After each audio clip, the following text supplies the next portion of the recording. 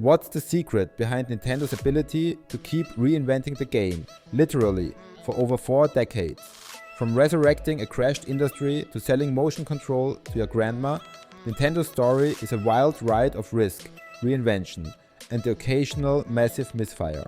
So today, we're walking through every Nintendo console ever released, home and handheld, in chronological order. We'll talk highs, lows, sales, and the impact each console had on gaming history. Welcome to nerdsection.com. Let's start at the very beginning. Nintendo's first foray into the home console market began with the Color TV game series, launched exclusively in Japan between 1977 and 1980. This lineup consisted of 5 different models: the Color TV Game 6, Color TV Game 15, Color TV Game Racing Under 12, Color TV Game Block Breaker, and Computer TV Game. Each console was a dedicated gaming system, preloaded with variations of simple games such as Pong and racing titles. The Color TV Game series was developed in collaboration with Mitsubishi Electronics, and despite their limited functionality, these consoles collectively sold approximately 3 million units. Notably, the Color TV Game Racing 112 featured design input from a young Shigeru Miyamoto, marking his initial involvement in Nintendo's hardware development. While these consoles never reached markets outside Japan, they laid the essential groundwork for Nintendo's future in the gaming industry, demonstrating the company's early commitment to bringing interactive entertainment into the living room.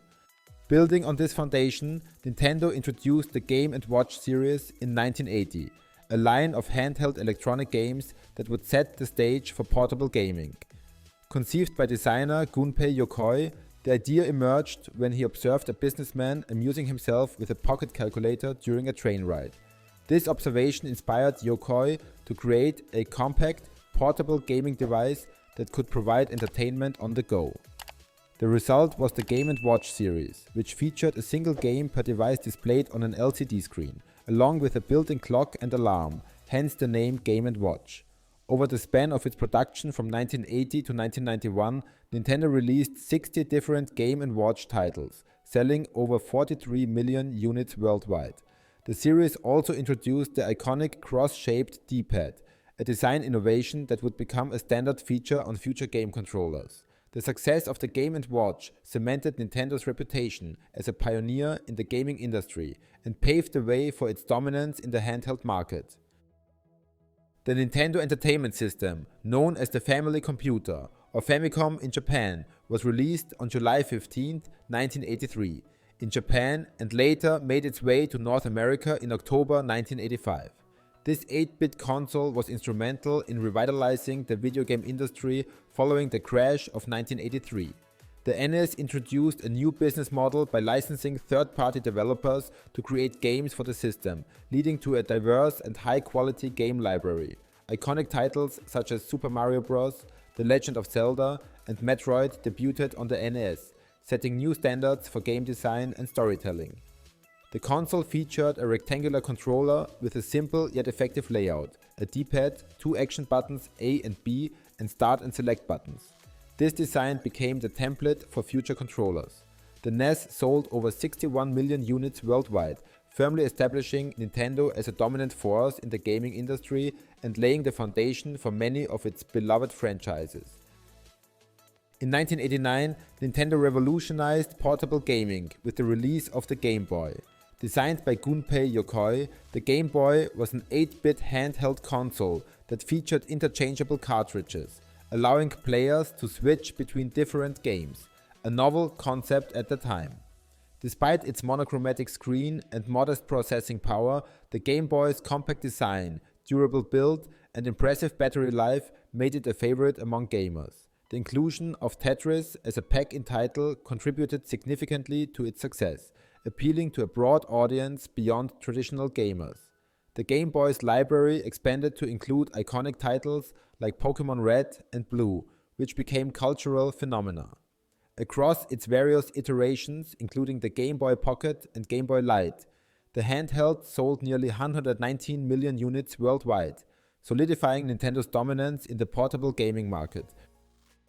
Following the success of the NES, Nintendo released the Super Nintendo Entertainment System in 1990 in Japan and 1991 in North America. This 16-bit console brought significant technological advancements, including enhanced graphics and sound capabilities, allowing for more complex and visually appealing games. The SNES introduced the world to classics like Super Metroid, Chrono Trigger, and The Legend of Zelda: A Link to the Past. One of the standout features of the SNES was the introduction of Mode 7 graphics, which enabled 3D-like effects and was prominently used in games like F-Zero and Super Mario Kart. Despite facing strong competition from Sega's Genesis console, the SNES sold over 49 million units globally. Its controller design, featuring 4 face buttons and 2 shoulder buttons, influenced the design of future gaming controllers. The SNES era is often regarded as a golden age of gaming, with many titles from this period still celebrated today. In an ambitious leap into virtual reality, Nintendo introduced the Virtual Boy in 1995. Marketed as the first mass-produced VR device, it featured a monochromatic red display and offered stereoscopic 3D visuals. Despite the innovative concept, the Virtual Boy faced several challenges. Its design required players to use it on a tabletop, limiting portability, and the red-only graphics led to discomfort for some users. Additionally, a limited game library hindered its appeal. As a result, the Virtual Boy was discontinued shortly after its release, making it one of Nintendo's most notable commercial failures. Building upon the success of the original Game Boy, Nintendo released the Game Boy Pocket in 1996. This iteration was notably smaller and lighter, enhancing portability. It maintained compatibility with the existing Game Boy game library, ensuring a seamless transition for players. The Game Boy Pocket also featured a clearer, true black and white display, improving upon the original screen-tinted screen. These refinements contributed to its popularity among handheld gaming enthusiasts. The Nintendo 64, released in 1996, marked Nintendo's entry into the realm of 3D gaming. Developed in collaboration with Silicon Graphics, the N64 was powered by a 64-bit processor, a significant leap from its predecessors. The console's design was largely finalized by mid-1995, but its release was delayed until 1996 to allow for the completion of its launch titles, including Super Mario 64 and Pilotwings 64.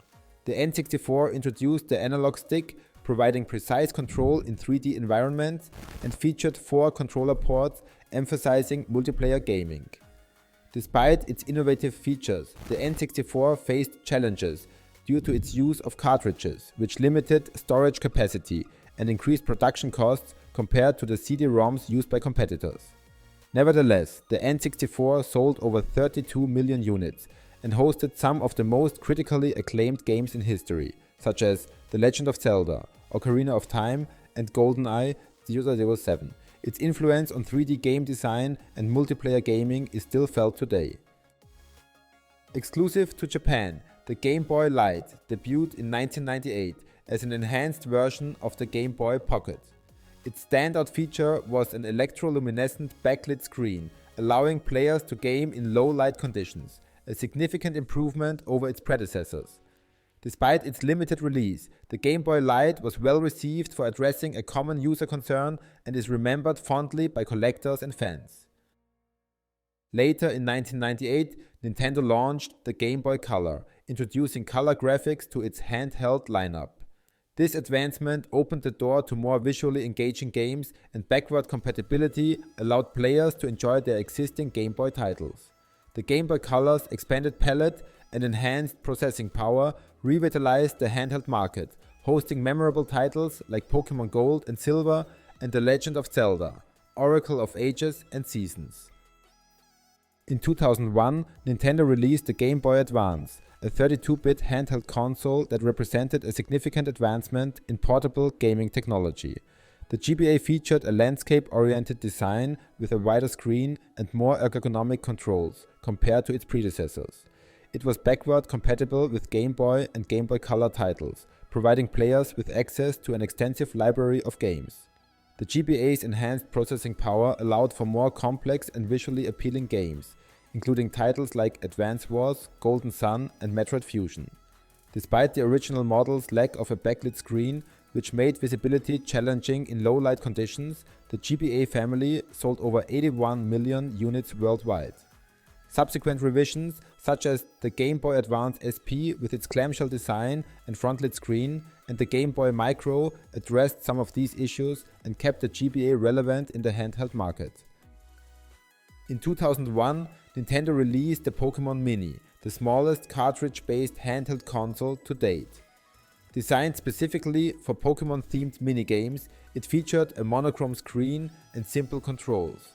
While it had a niche appeal, the Pokémon Mini became a collector's item and is remembered for its unique focus within Nintendo's handheld offerings. Also in 2001, Nintendo launched the GameCube, its first console to utilize optical discs instead of cartridges, a move that was seen as both a leap forward and a risk.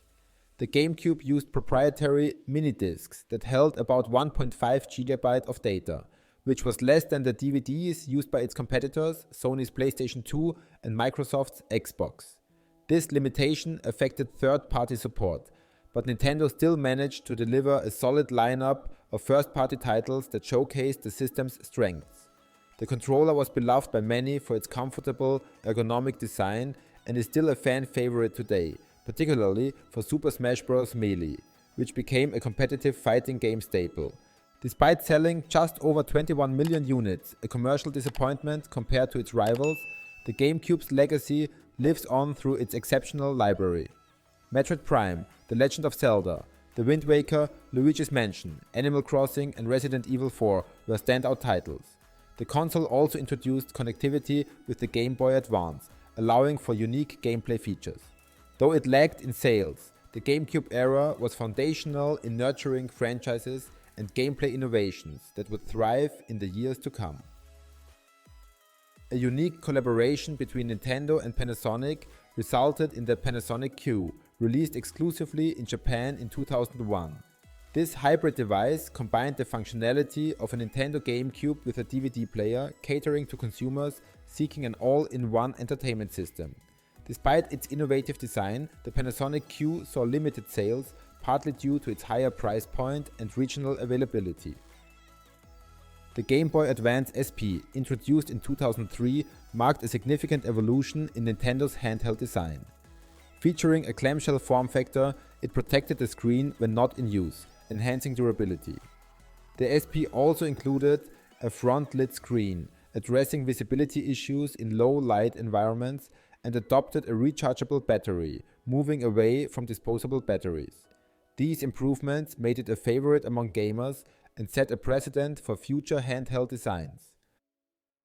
In 2004, Nintendo shocked the gaming world again with the Nintendo DS, a dual-screen handheld system that introduced touch controls to mainstream gaming. Initially met with skepticism, some wondered who would want to use a stylus for games. The DS quickly silenced critics by delivering fun, innovative gameplay and an ever-expanding library.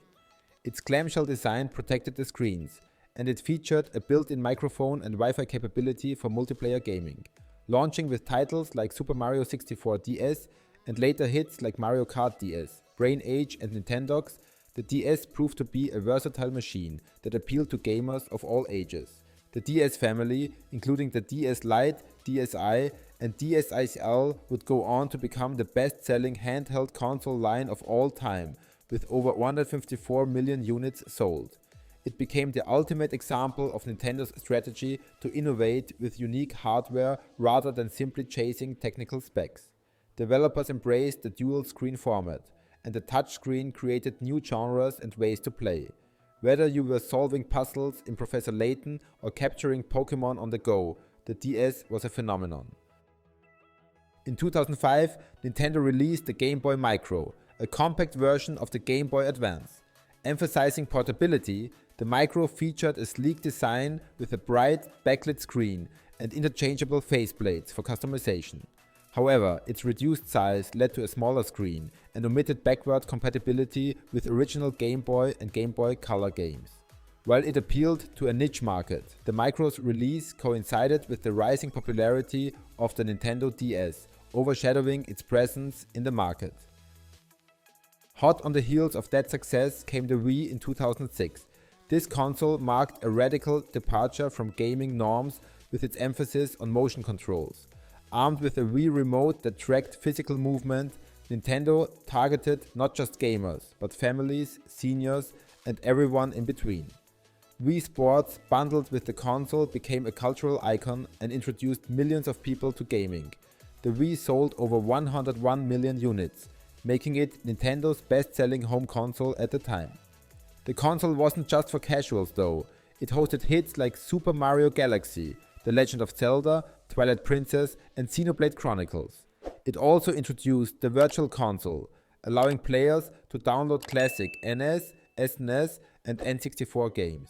Yet, its low specs compared to Xbox 360 and PS3 and a heavy focus on motion gimmicks meant some hardcore players and developers looked elsewhere. Nonetheless, the Wii's impact on the industry was seismic, expanding gaming's audience like never before. During this turbulent time, Nintendo released the Nintendo 3DS in 2011. This successor to the DS boasted glasses-free, stereoscopic 3D and backward compatibility with DS games. The 3DS had a rough start due to a high launch price and limited software, but Nintendo turned things around with a price drop and strong titles like Fire Emblem, Awakening, Super Mario 3D Land, and Animal Crossing, New Leaf. It also introduced Street Pass, AR games, and the eShop. The 3DS line saw multiple revisions: the XL for bigger screens, the 2DS for a budget-friendly, kid-safe option without 3D, and the new 3DS with extra processing power and better 3D stability. In total, over 75 million units were sold. It proved there was still room for dedicated handhelds in the age of smartphones, and its deep library made it a fan favorite for years. Then came the Wii U in 2012. With a tablet-like gamepad controller and full HD graphics, it was supposed to evolve the Wii formula, but it stumbled out of the gate. Confusing marketing made people unsure whether it was a new console or just an accessory for the Wii. The gamepad's second screen had potential, but the console never quite justified its use outside a few titles like Nintendo Land and Zombie U. Third-party support dried up quickly, and software droughts plagued its lifecycle. Despite that, the Wii U delivered some fantastic games. Super Mario 3D World, Bayonetta 2, Splatoon, and Mario Kart 8 are standout hits. But strong software couldn't save weak sales, just 13.5 million units worldwide. The Wii U is often remembered as Nintendo's most significant commercial failure, but it set the stage for one of their greatest comebacks. In an effort to offer a more affordable version of the Wii, Nintendo introduced the Wii Mini in 2012. This streamlined console featured a compact design and a top-loading disk drive. However, to achieve the lower price point, certain features were omitted, including internet connectivity and GameCube backward compatibility. The Wii Mini targeted budget-conscious consumers but received mixed reviews due to its reduced functionality compared to the original Wii. Then came the game changer, the Nintendo Switch, launched in March 2017. This hybrid console seamlessly transitions from handheld to docked TV mode, merging Nintendo's strengths in both markets. It launched with The Legend of Zelda, Breath of the Wild, a generational masterpiece, and followed with smash hits like Super Mario Odyssey, Animal Crossing, New Horizons, and Metroid Dread. The Switch brought back third-party developers, welcomed indies, and became a hub for portable and home gaming in one device. Its innovative design, combined with the Joy-Con controller's motion and HD rumble features, offered a versatile play experience. The Switch Lite provided a cheaper, handheld-only option, while the OLED model upgraded the screen and audio. With over 139 million units sold, the Switch stands as one of the most successful consoles of all time, winning back hardcore fans and casuals alike. And now, the future is on the horizon. Set to release on June 5, 2025, the Nintendo Switch 2 promises to build on the hybrid concept while pushing tech boundaries. With a 7.9-inch 1080p display, 120Hz refresh rate, 4K HDR support when docked, and a sleek redesign of the Joy-Cons with magnetic attachments, The Switch 2 is Nintendo's boldest leap forward since the original. It features a new C button for game chat, an in-game video and voice chat feature, and improved battery life. The Switch 2 isn't just about hardware, it's about redefining communication in gaming, while continuing Nintendo's tradition of innovation. Whether it lives up to the hype remains to be seen, but one thing is certain: Nintendo isn't done rewriting the rules. Thanks for watching, and if you love deep dives into gaming history, lore, and the weird side of nerd culture, make sure to like, subscribe, and hit that bell. You're watching Nerd Section, and we'll see you in the next one.